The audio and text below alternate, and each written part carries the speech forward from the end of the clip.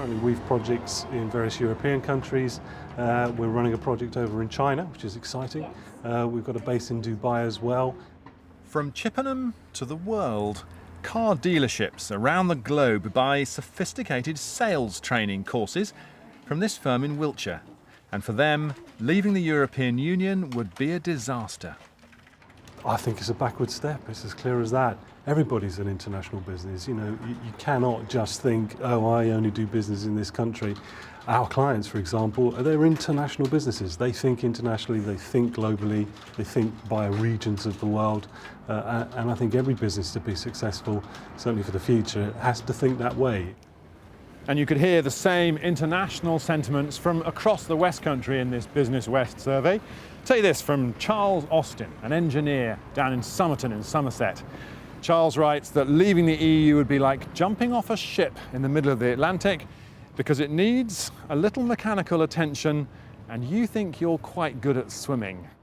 At this specialist chemical firm in Avonmouth, they make precision-graded carbon. You might use it to filter your water.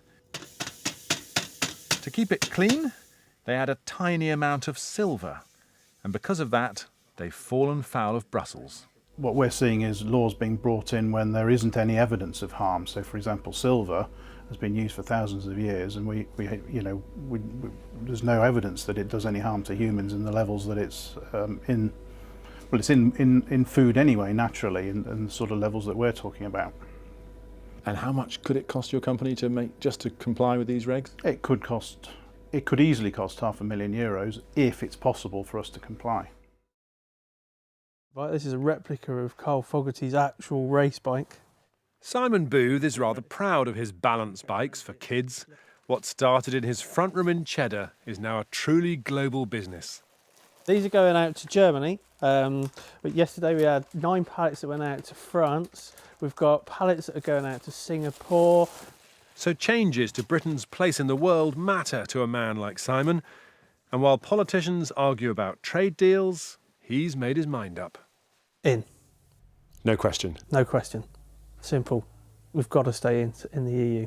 If we were to leave Europe, it may add some additional layers into how we export into Europe, which at the moment is relatively easy compared to some other nations that we export to.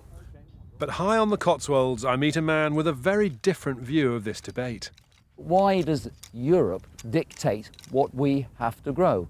Can't we make our own choices?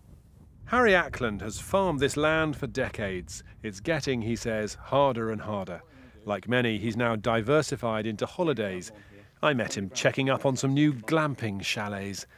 Because farming, he complains, is now choked with red tape from Brussels. Yes, we are limited on sprays. We are told that we can't use some sprays, especially on oilseed rape. Australia don't have to do it. Many other countries don't have the same restrictions that we operate under.